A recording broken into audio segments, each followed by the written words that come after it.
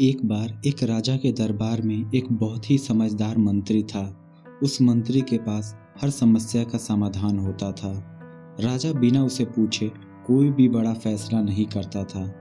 इस वजह से दरबार के दूसरे लोग मंत्री से जलन करते थे। एक दिन राजा ने मंत्री से कहा, तुम बहुत समझदार हो और तुम्हारा बेटा बहुत मूर्ख है और उसके पास समझ नहीं है। मंत्री को यह बात अच्छी नहीं लगी और उसने पूछा, महाराज, आप ऐसा क्यों कह रहे हैं? आपको क्यों लगता है कि मेरा बेटा मूर्ख है?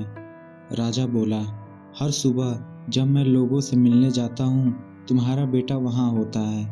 मैं उसे रोज पूछता हूँ, सोना ज़्यादा कीमती है या चांदी? और वो हमेशा कहता है, चांदी।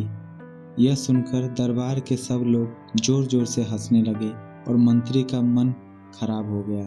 बिना कुछ बोले मंत्री सीधा अपने घर गया और अपने बेटे से पूछा, बेटा, कौन सा धातु ज़्यादा कीमती है, सोना या चांदी?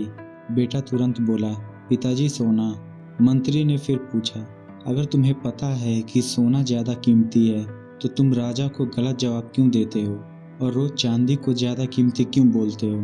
बेटा बोला, पिताजी, हर सुबह राजा बाजार में लोगों से मिलने आते हैं। रोज़ मुझे बुलाते हैं, 2 सिक्के रखते हैं, एक चांदी और एक सोने का, और कहते हैं जो ज़्यादा कीमती है वो ले लो।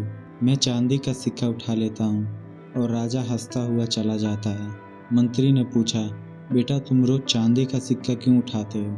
आज इस वजह से पूरे दरबार में मेरी बेइज्जती हुई। बेटा मंत्री को अपने कमरे में ले गया और एक डिब्बा खोला।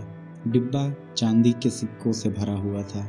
यह देखकर मंत्री हैरान हो गया और पूछा, इतने सारे चांदी के सिक्के तुम्हारे पास कैसे आए?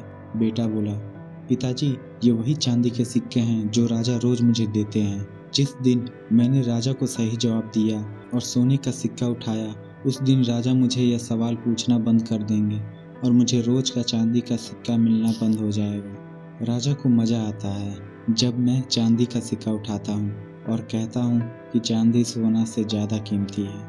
वो हंसता है और बिना ज़्यादा सोचे चला जाता है।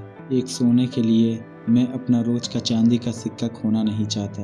यह सुनकर मंत्री को अपने बेटे पर गर्व हुआ और उसने समझा कि जो लोग उसके बेटे को मूर्ख कहते हैं, असल में उसके बेटे की समझ को समझ पाना उनके बस में नहीं है।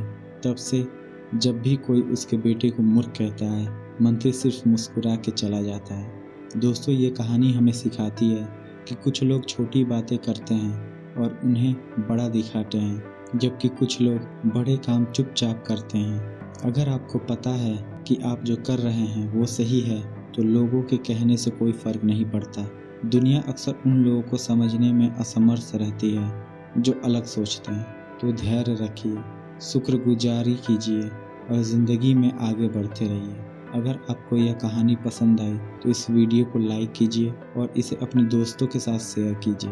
अगली बार एक और रोमांचक कहानी के साथ मिलेंगे। तब तक के लिए शुक्रिया।